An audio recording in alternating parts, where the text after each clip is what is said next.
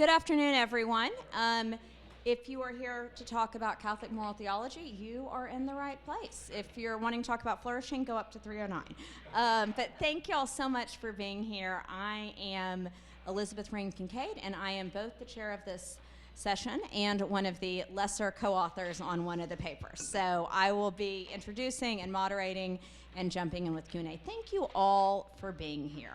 Thanks for being at the conference. It's just been such a delight getting to see so many old friends and know so many y'all. And thank you all for being sufficiently interested in Catholic moral theology to come out at 3:30 in the afternoon when there's so many other great sessions going on. So really looking forward to these papers. Like I said, this is I organized the panel at the conference, so I got to stack my dream panel.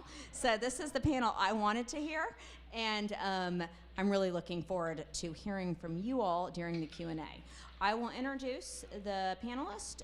We'll then do all three papers, and then have about 30 minutes left for discussion. And just so you know, the papers are being recorded, the discussion will not be recorded, so you can say whatever you want. There is a right answer, but you can still say it. So to my left, my very esteemed co-author, Alejo Sison, holds appointments from the School of Economics at the University of Navarre and accreditation as a full professor from the Spanish State University system. He is a visiting ordinary professor at the Bush School of Business at Catholic U, an adjunct professor at Georgetown University. He is also, in all his spare time, senior research fellow at the Center for Business and Society of the IESE Business School. Previously, he worked at the University of Asia and the Pacific, was president of the European Business Ethics Network, and in 2019 served on the board of the Society for Christian Ethics and as its president from 2022 to 2023, and ranks among the top 2% of the world's researchers in applied ethics and business. The end down there is Dr. Brian Boyd, long-term friend of mine from Notre Dame, and he really means this and does this, seeks to help build a world in which it's easier to be good. A moral theologian trained at Notre Dame and Oxford, he serves as the U.S. Faith Liaison for the Future of Life Institute, where he works with religious believers to understand how AI will affect their congregations and how the faithful can still pursue human flourishing and a human future. He is an affiliated scholar for the Institute of Advanced Catholic Studies at USC, a consultant and contributor to the New Atlantis, and the founding board member of Church Life Africa. And then in the middle, we have Dr. Joe Vukov, Associate Professor of Philosophy and Associate Director of the Hank Center for the Catholic Intellectual Heritage at Loyola University, Chicago. His research and teaching explore questions at the intersection of ethics, neuroscience, and philosophy of mind, and the intersection of science and religion. He also co-leads Loyola's Science and Religion Discussion Group. He's the author of 3 books, most recently Staying Human in an Area of Artificial Intelligence, which a lot of faculty on this campus are reading. His writing has appeared in venues such as the Chicago Tribune, American Magazine, Religious News Service, Fox Opinions, and many academic journals. He serves on the AI research group for the Dicastery of Culture and Education at the Vatican, and is current president of Philosophers in Jesuit Education. And in 2025, he was awarded the St. Ignatius Loyola Award for Excellence in Teaching at Loyola Chicago. So thank you to these very distinguished panelists. And Alejo, I will hand it over to you. Thank you very much, Elisabeth. Since you're multi-hatting, you're my co-author, you're chairing this panel and organizing this conference, I thought that we should give Elisabeth a bit of rest and acknowledgement. Yes. So the title of our paper is "Has a Catholic Position on Technological Neutrality Changed with Regard to AI?" So we're focusing on the writings of Pope Francis. And basically the question is, has Pope Francis adopted the position of Heidegger? Or has he joined the Frankfurt School in its stance regarding technological neutrality?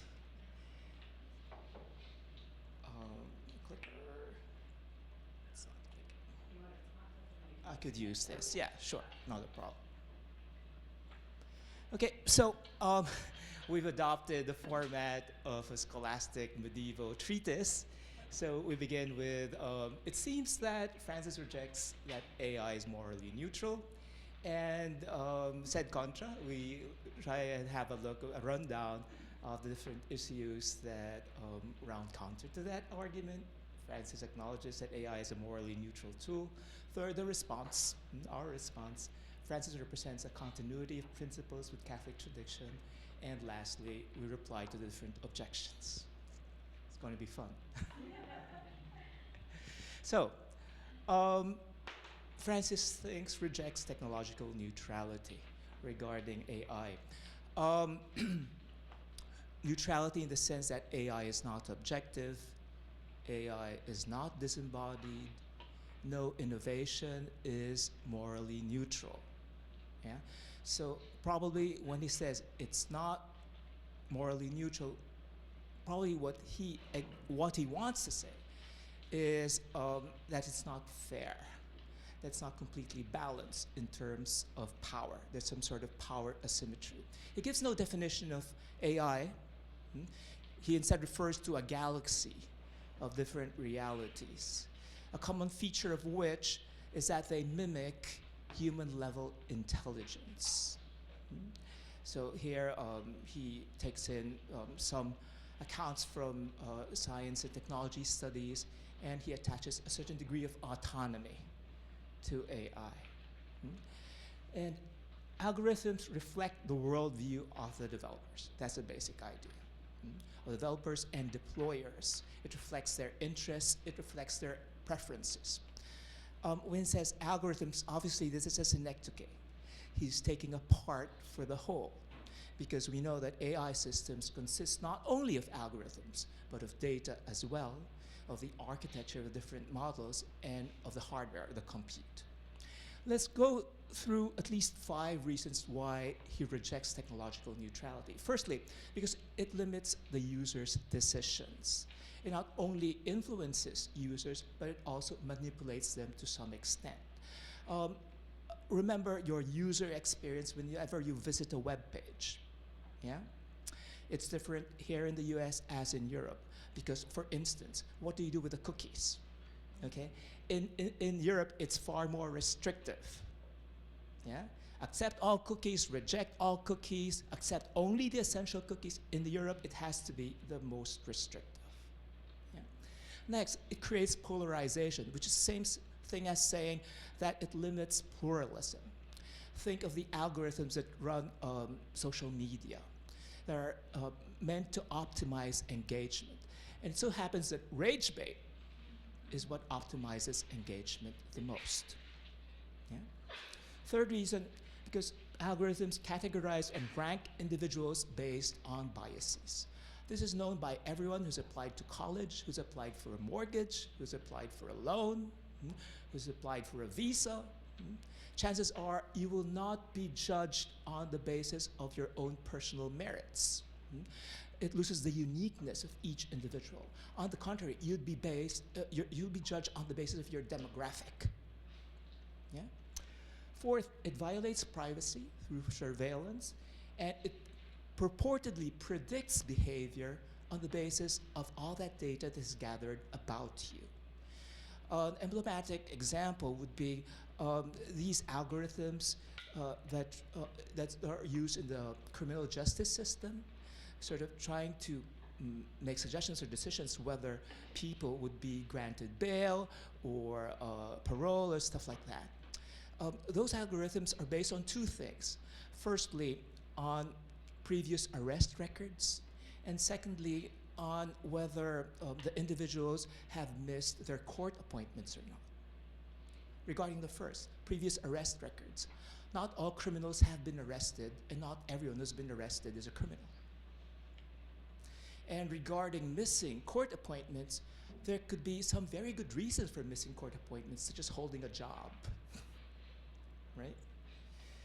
And lastly, because it exploits the weak and the vulnerable. Everyone has talked about, with regard especially to AGI, the ideology behind this. Because there are certain people who have the money and think that they'll just upload their consciousness to some AI and probably enjoy a rocket ride to Mars.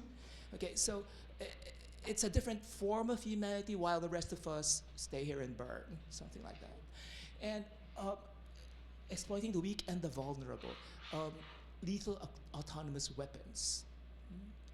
Wrong place at the wrong time, your collateral damage.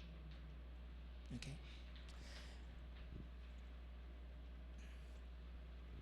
But on the contrary, Francis seems to acknowledge that AI is a morally neutral tool. Yeah? Why is this so? That AI distributes benefits and harms, opportunities and risks, depending on the user's intentions and the circumstances of use. That the original human condition is a technological condition. That we've survived as a species thanks to our ability to invent and use technology. He also says that the use of technology is not a sign of human poverty, but rather of the abundance of human nature. Yeah? First, AI is not intrinsically evil. Francis is no Luddite. He's no Manichaean either. Evil does not exist in itself. It's a privation of good. It cannot be intrinsically evil because it's the fruit of human intelligence and labor. And we humans are made as imagines Dei, made in God's image and likeness. Next, neither is AI an unqualified good. As a matter of fact, we'll have to use certain principles regarding security, privacy, equity, and transparency to ensure that it is used properly. The morality of AI depends on the exercise of human freedom. Okay? So there's a lot of talk right now going on about reclaiming human agency. That only makes sense if AI is neutral. Because if AI were intrinsically evil, no human agency possible. And if AI were intrinsically good, if ever there were such a thing, what is human agency for? And Francis also advocates a need for a digital anthropology. It's like a stool that rests on three legs. Firstly, law. Self-regulation is not enough, especially on the part of these companies. You need government to establish the right motivations, the right incentives, and the right sanctions. He also speaks of the need for ethics, cultivating the wisdom of the heart. And lastly, education, to see the impacts of this sort of technology in our relational and cognitive tendencies and behaviors.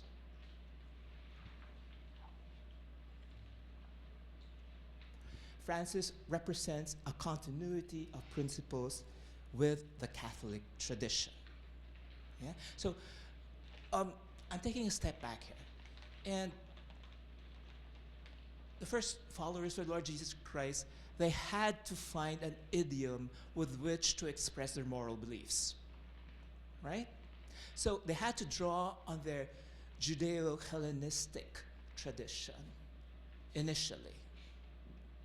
Stoic natural law, Neoplatonic metaphysics. Okay? In the medieval ages, they rediscovered Aristotle. Yeah? And in the church moral theology, only in 1891 did we begin having the so-called Catholic social teaching principles. Pope Leo XIII. Okay? We came to terms with the Enlightenment much later. When did Catholic social teaching start to incorporate the language of rights? After World War II. Yeah? So probably this gives a sort of foreshadowing of what's happening right now. Okay? So AI is above all a dual-use technology. Algorithmics is not enough. By the way, this is an expression which, to my knowledge, Pope Leo has done away with. Yeah? Algorithmics. Because really, it's never enough. It's a 33% solution at most. Because algorithms are rules, and rules always have to be general. And the morality of AI is always use case specific. Rules can never tell us what exactly to do, because it has to take into account the circumstances. And algorithms is a very blunt tool for that. And of course, Aristotle, Aquinas, and all of the, I mean, you see them on the board. Basically, what's happening is the following. Only autotelic activities have moral import. Praxis. And AI is incapable of autotelic activities. It's rather heterotelic. It's poiesis. Yeah? And moral excellence, phronesis, is different from techne, the right reason of things that are produced or made. Yeah? So we have to bring to bear the whole Catholic social tradition regarding this. If a gentleman were to use a ladder to seduce a lady, it's never the ladder's fault. It's never the ladder. It's a mere instrument. So this is, I hope this doesn't distract us, but one of the things that we're working on is the understanding of AI as a new efficient cause. How you produce certain things, not in a human way, but in a mechanical way, right? So think of performing mathematical operations. You could do it mentally, but you could also use an abacus for that, which of course does not do it in the same way as we humans do. Yeah. Okay, so I'm moving on. So reply to the objections. Firstly, unlimited options can lead to worse choices. Yeah, there's such a thing as paralysis through analysis, and the human mind could only deal with 7 plus minus 2 other options. Otherwise, we freeze. Imagine yourself in an ice cream shop and there are 45 different flavors. Probably some of you would end up leaving the shop without eating any ice cream, right? So there is a value in a curated set of choices that AI could prepare for us. Next, social media need not be optimized for engagement. You could, for instance, for kids, probably you could put posts in a purely chronological order, and only the friends and family would have access to the kid's social media account. So there's nothing intrinsic in the way social media is programmed for it to be optimized for engagement. That's what I'm saying. Classification and ranking need not entrench biases. There's this wonderful AI model called Sepsis Watch, which is used for triaging patients who come to the emergency room. Because sepsis, it's like all your internal organs go haywire, and within 24 hours you're dead. Yeah? So they use this model. Some very specifically trained nurses use this model in order to predict who are the patients who are most vulnerable to sepsis. So classification and ranking need not entrench biases. They could be very helpful and beneficial for patients. Monitoring can lead to desirable outcomes. Who's ever had the misfortune to be in intensive care unit? Yeah, they have all the wearables there, thanks to which they're able to monitor all the different vital signs. And lastly, AI can support and empower agency. So fake voice, right? They could fake your voices, for instance, and this is used in pig butchering scams. All of a sudden, someone calls you, purportedly a family member, asking for money or whatever it is. But exactly that same technology could be used by people such as this actor who had throat cancer, and thanks to which, they were able to train AI on his voice, and he's able to speak somewhat, right? Or audiobooks. Audiobooks were invented initially for the blind. But thanks to that invention, everyone could now listen to their favorite books. instead of having to read it in the gym or wherever. So, has there been a change in Catholic position regarding technical neutrality?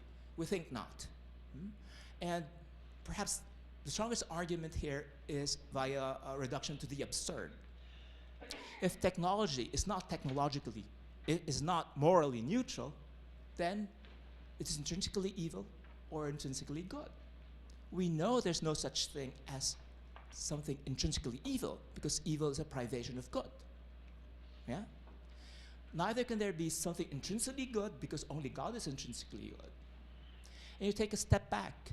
It's a fundamental difference in moral theology between moral subjects and objects. AI is an object. It is not a moral subject. It cannot perform autotelic activities. No praxis, no morality in itself. It's an instrument. Thank you.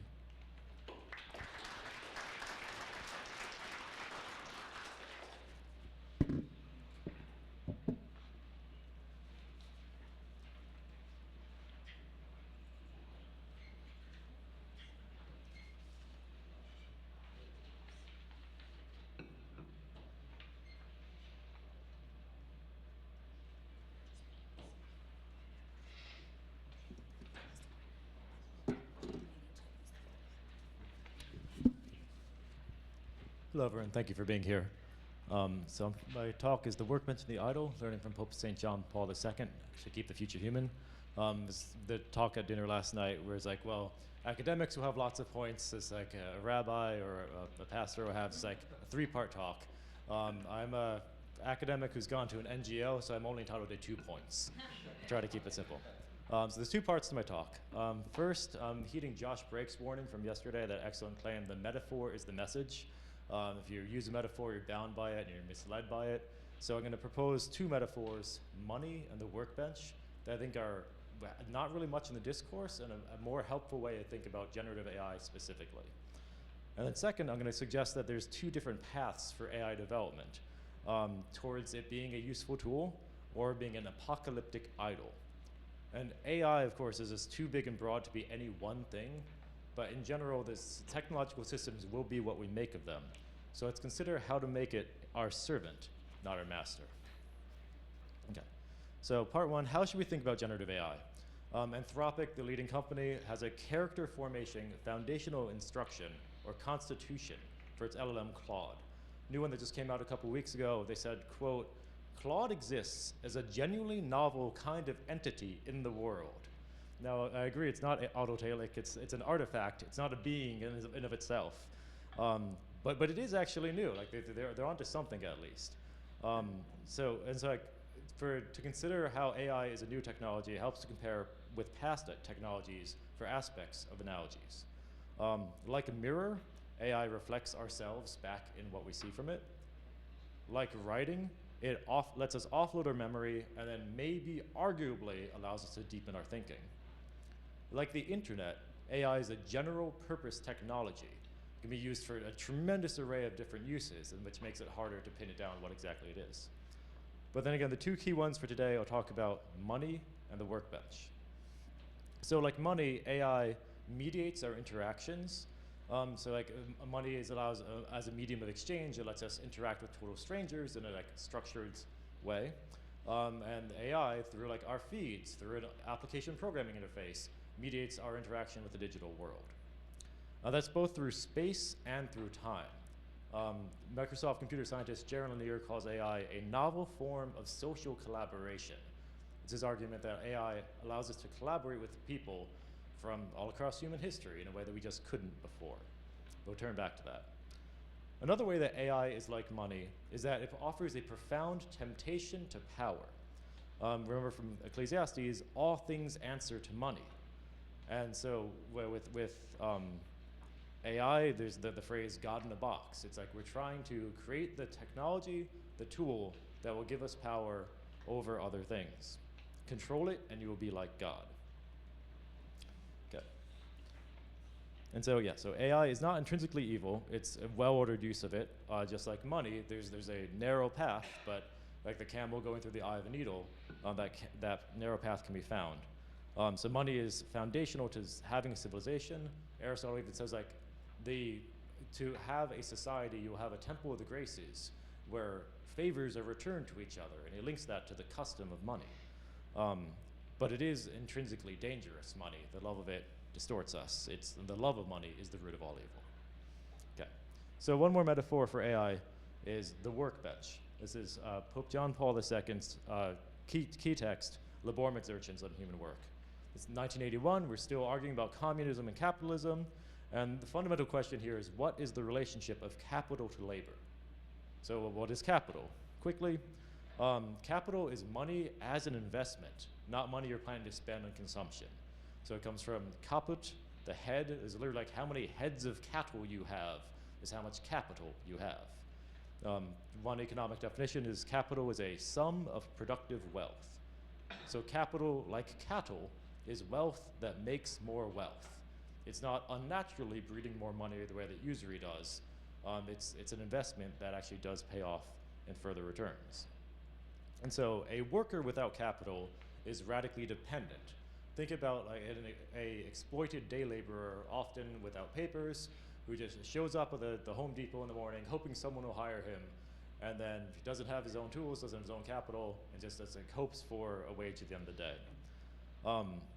So it seems that, well, like capital comes first, it's like it's big, it's powerful, it's self-replicating, and then the workers can be dependent on capital.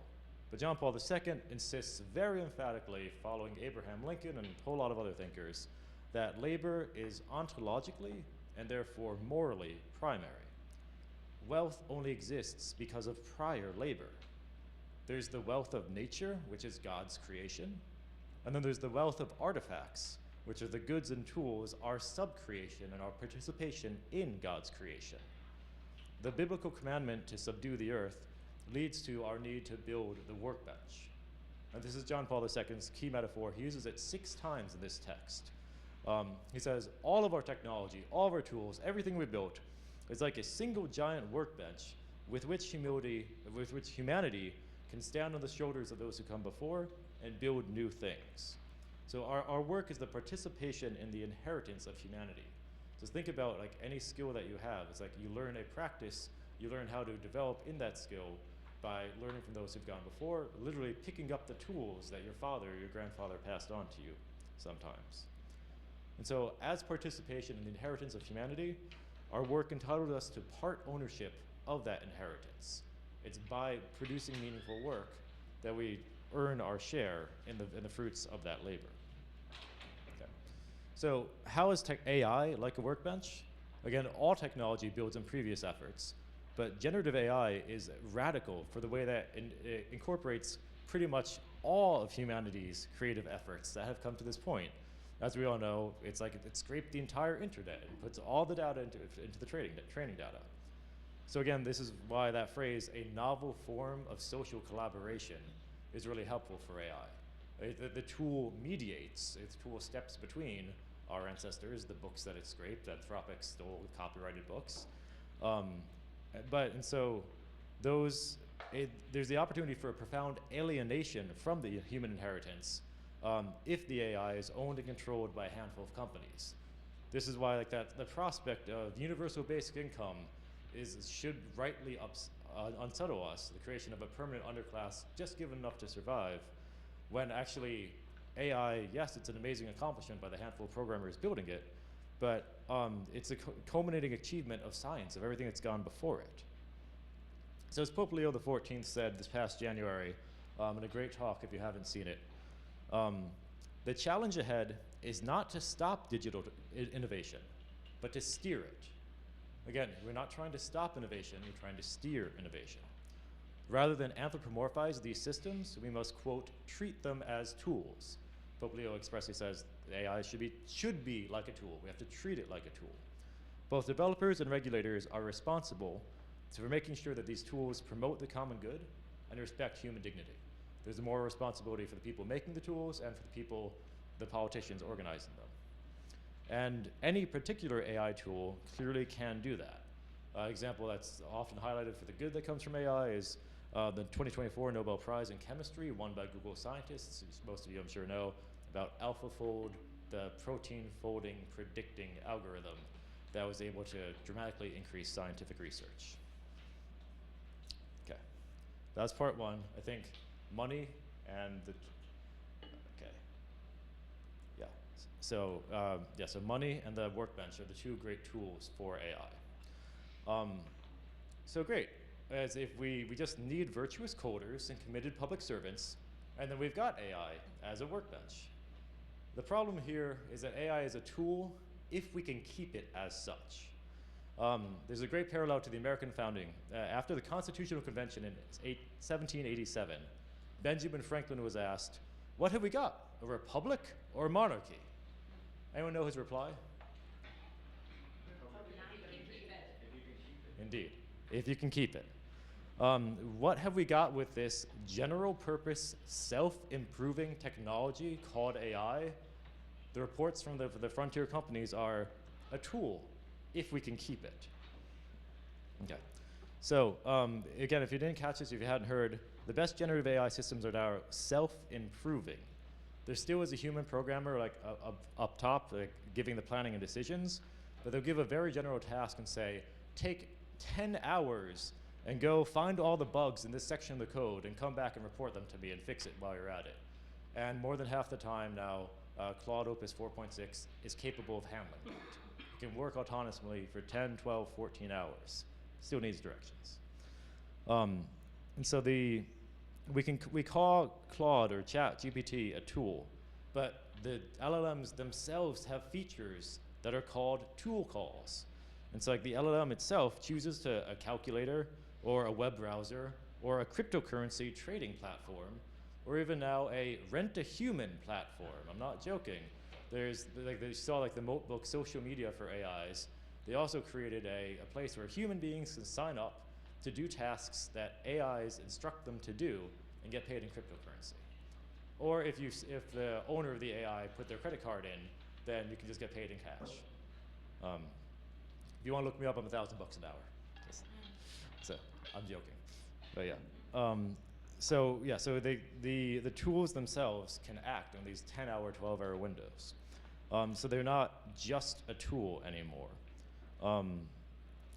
So it has a derived agency, but talk of AI agents is analogically correct. It's an analogical predication.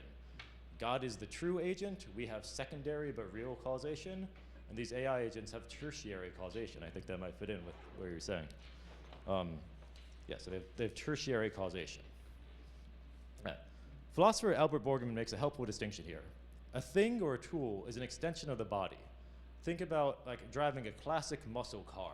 Like it's big, but it's constantly responding to yourself as you drive the car. It enlarges your capacity, it responds to your constant direction. That's a tool. But a device doesn't so much extend your body as it automates your will. So now imagine you're in a self-driving Tesla. It's not responding to you. You're not constantly directing it. This device is something that you press the button, you set the directions, and then it goes. It accomplishes what you desire. So as AI gets more powerful and more ubiquitous, it'll be less of a tool, and even in time, less of a device, and more of a social structure.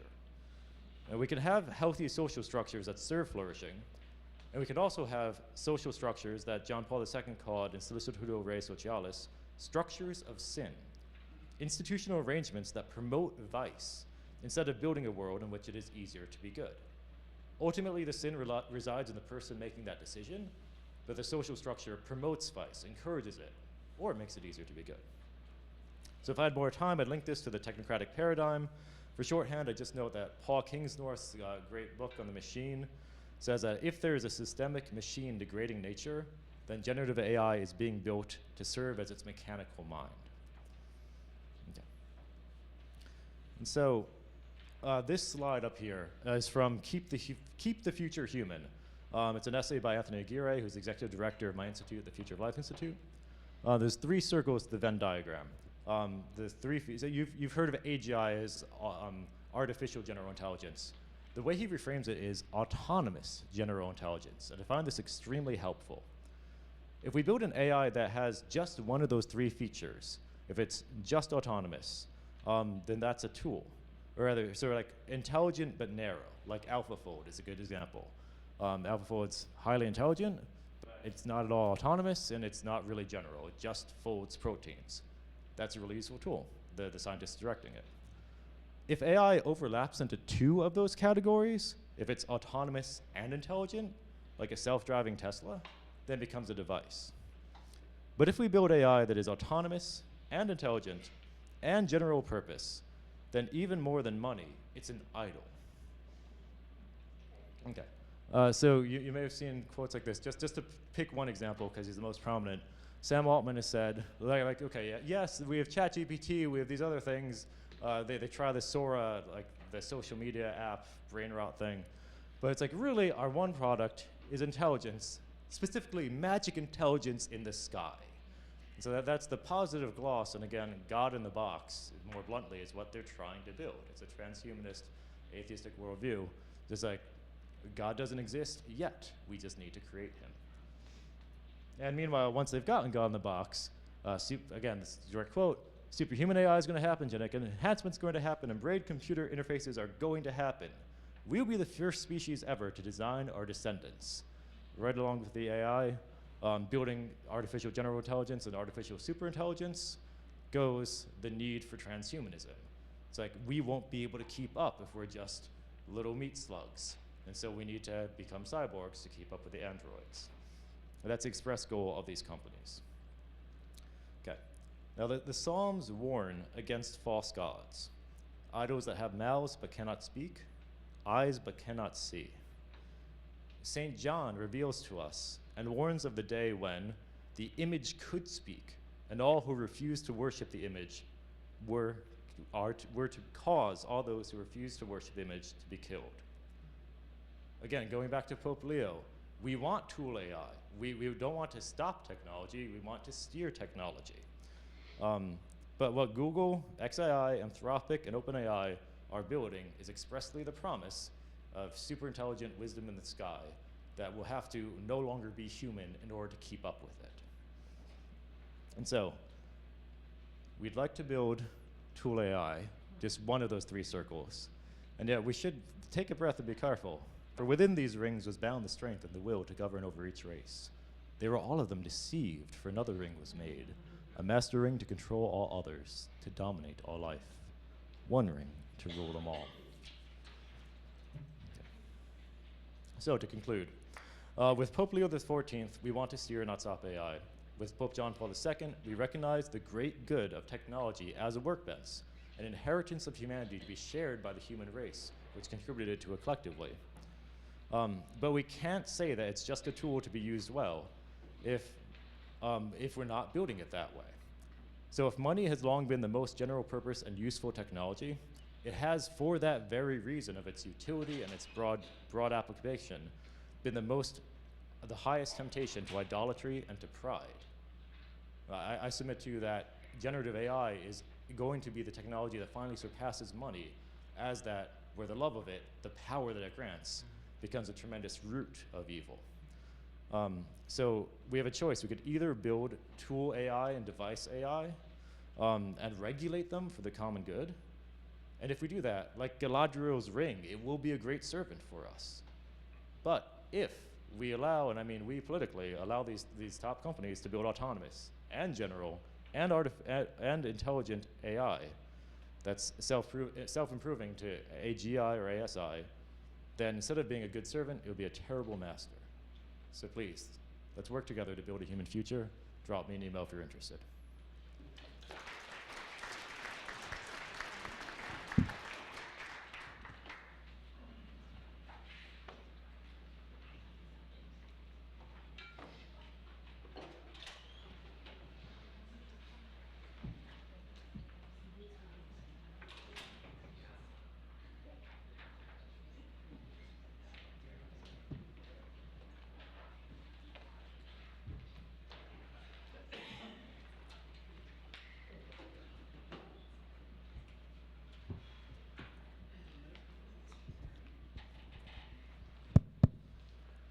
Hello, everyone. Thanks to Elisabeth for the kind invitation. Thanks to all of you for turning up to this. My title of my talk today is Staying Human, in an era of artificial intelligence, and I want to start out with a story. I was talking to a group of undergrads a few months ago about artificial intelligence and digital culture, and one of them, about 3/4 of the way in, raised her hand and said, I have a story I want to tell you. She said, I'm a jogger, do a lot of jogging, and I use an Apple Watch whenever I go out jogging. And I realized something the other day. I realized that my Apple Watch was out of charge, and I thought to myself before going out for the jog that I may as well not even go because it's not going to count. And the story stuck with me for a couple of reasons. Number one, it stuck with me because I think it's indicative of a place that a lot of us are at right now in our relationship with modern technology, including artificial intelligence.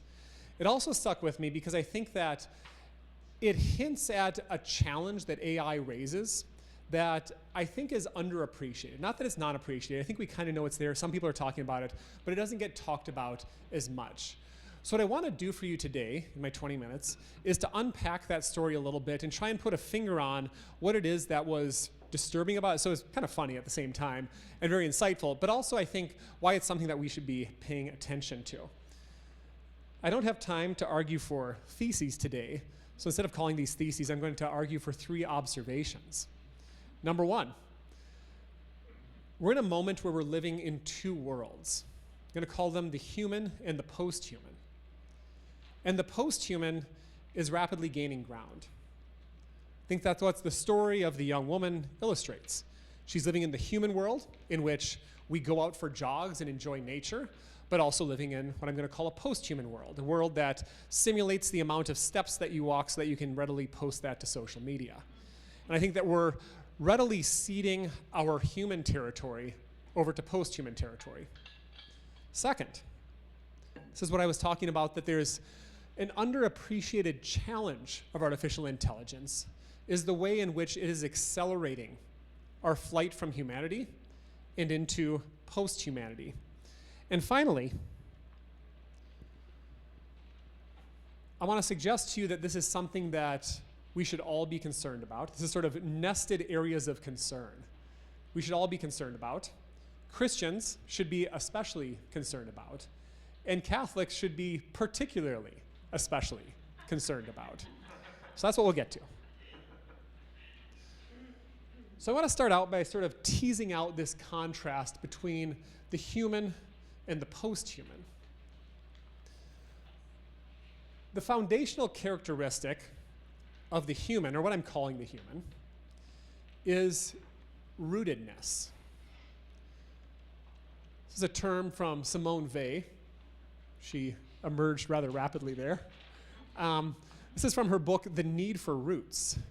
To be rooted is perhaps the most important and least recognized need of the human soul. It is one of the hardest to define. A human being has roots by virtue of his real, active, and natural participation in the life of a community.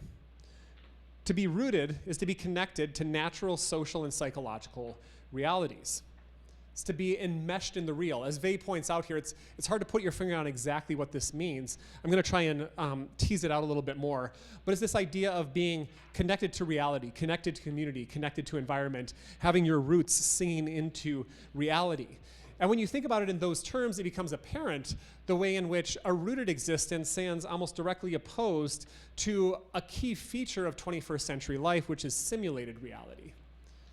There's some obvious ways in which we simulate our realities. By simulation here, I mean roughly the opposite of rootedness, or something in tension with rootedness. So rather than something that's sinking into the real, sinking into community, into our habitats, into each other, we're instead pretending that we're somewhere, anywhere else than the real. There's obvious ways in which we simulate our realities. If you're like me, you sometimes do the blur my background thing on Zoom because you know that there are piles of reality stacked behind you in the form of dust and dirty children's clothing, and you'd rather your colleagues not know that you're currently in your laundry room and what's going on behind you. So there's obvious ways in which we experience these simulated realities that we just didn't even 5-10 years ago. But there's also more subtle ways in which reality is increasingly simulated.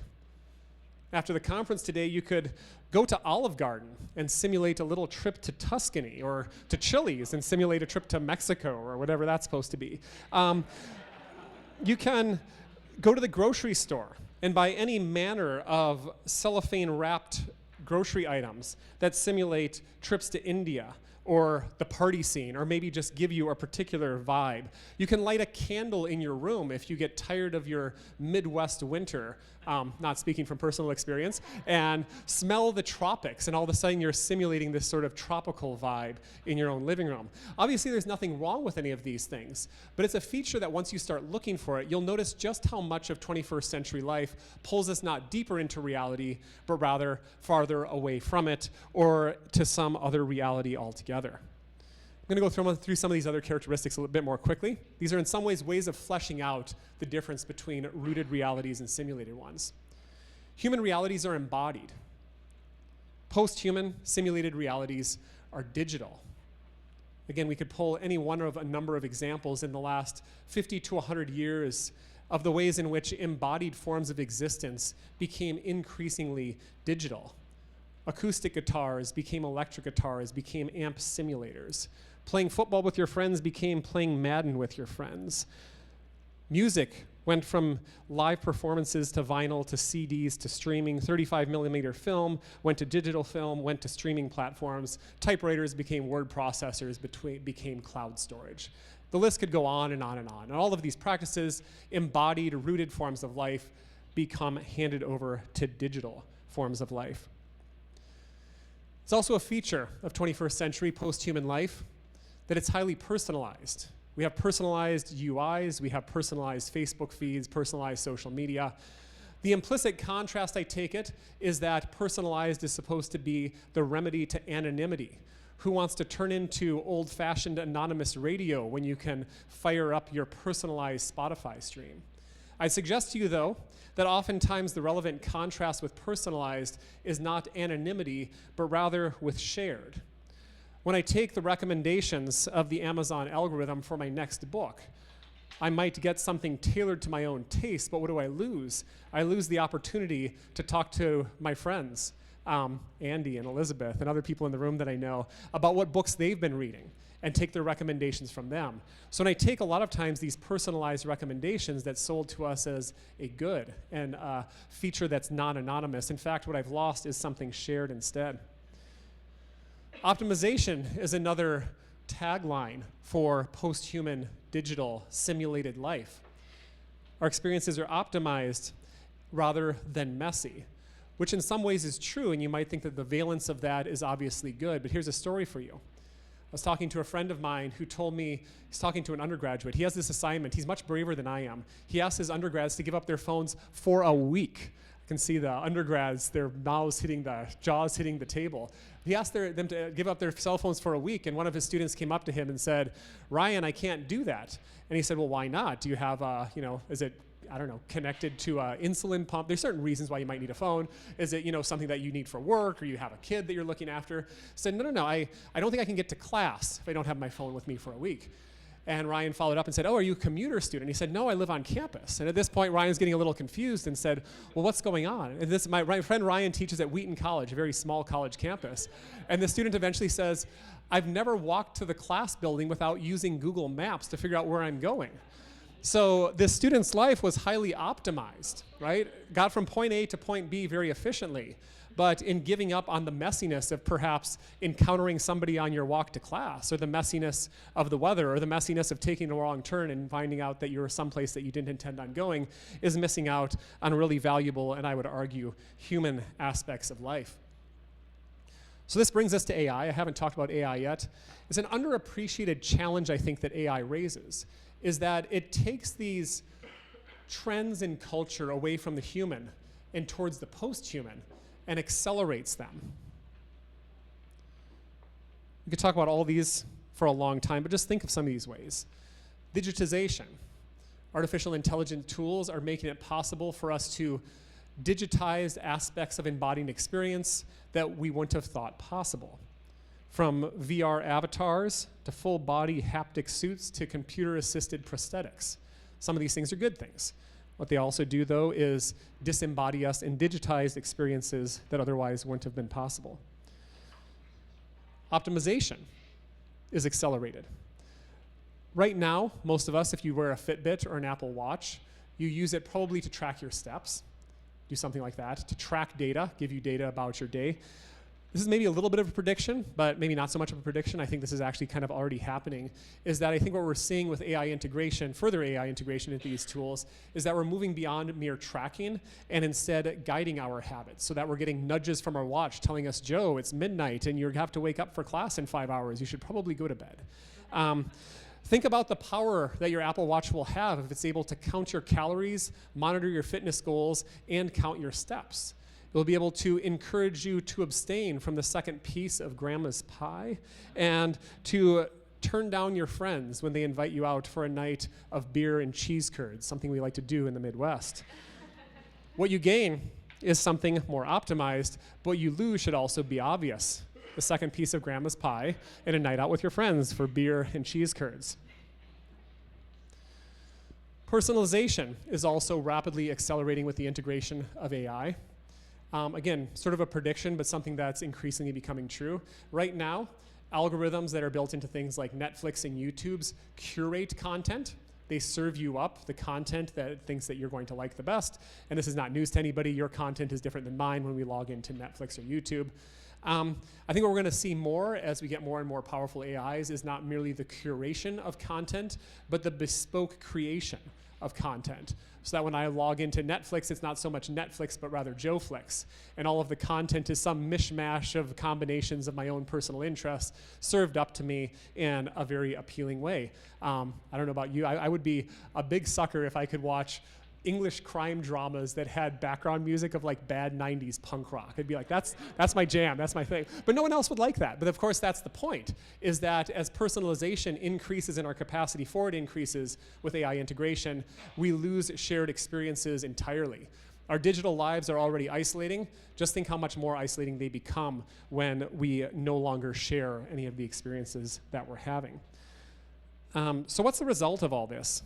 Brian gave a shout out to Paul Kingsnorth. I'm going to bring him back. There he is, looking very solemn and serious. And he has a serious point to make.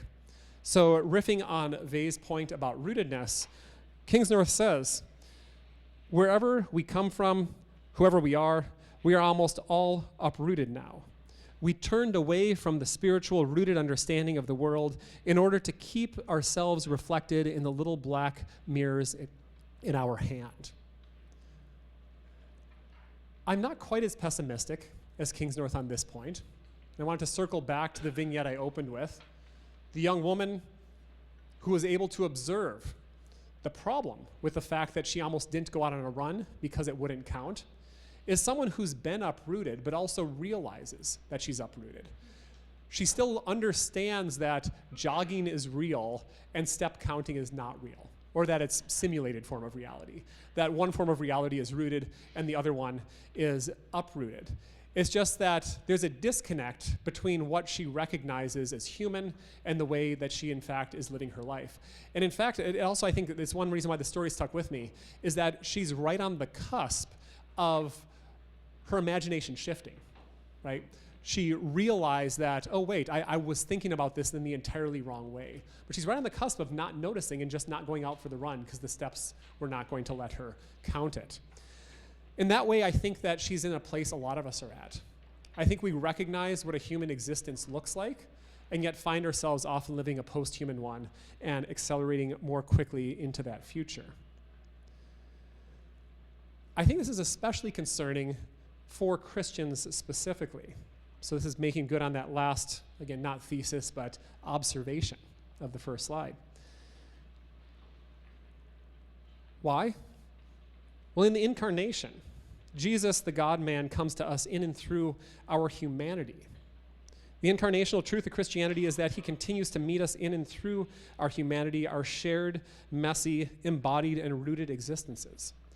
The more we disrupt that pattern of life, the more that we distance ourselves from a human life in favor of a post-human life, I think it becomes harder for us to imagine the way in which Christ can meet us in our humanity. So this is the nested claims, right? It's hard for anyone, right? It should be bad news for anyone that we're losing human reality, especially bad for Christians. And here's the last point, why it's particularly especially bad for Catholics. Because in addition to having an incarnational theology, we also have a sacramental theology. Christ meets us not only in the God-man become flesh, in the figure of Christ, but also in the real presence of Christ in the most holy Eucharist. I really do think that as AI accelerates our journey into more post-human modes of existence, it will become more incredible to us and more difficult for us to conceptualize the incarnation, and more bizarre looking for us to think about the presence of Christ in the Eucharist. In both of those things, in incarnational theology, sacramental theology, Christ comes through us through reality. If we've left reality behind, not that Christ couldn't still come to us, but we've lost the avenue by which he has spoken to us through history. I want to end with one more story. You might recognize where this came from. C.S. Lewis's Great Divorce. The Great Divorce, if you haven't read it, you should. It's a great book. You can't say it's the best book about heaven and hell because that's clearly Dante, but after Dante, it's maybe a close second. It's a really good book about heaven and hell. In The Great Divorce, there's a group of people in either hell or purgatory, it's a little bit clear, who are given this opportunity to take a day field trip up to heaven. It's a hilarious book, too. I'm not going to go that route, but it's a really funny book. You wouldn't think the premise was funny, but it's a great book. They get to take a field trip up to heaven, and on getting there, near all of them turn around. They turn around for many reasons, but one of the reasons they turn around is that it's painful to them, quite literally painful. They find that the grass of heaven is too real for their insubstantial feet to walk on. So when they go to walk on the grass, it's like knives in their feet. And they, maybe predictably enough, say, that's too much reality for me. I want to go back to where I'm comfortable. One of my main worries about AI then is that it's increasingly making actual reality like the heaven realities of Lewis's Great Divorce. That we're increasingly becoming unable to walk on actual grass. I think it's telling that Gen Z, or at least my students, use the phrase touching grass for the idea of actually stop doom scrolling and get outside and do something with another person. I don't think they're actually referencing C.S. Lewis here, but it's a nice synchronicity that I think something similar is happening, and that's the danger of what's happening with the acceleration of post-human realities, is that earthly grass itself is becoming intolerable. And this is the question I want to leave you with, is that if we can't tolerate earthly grass anymore, how will we ever manage the heavenly variety? Thank you.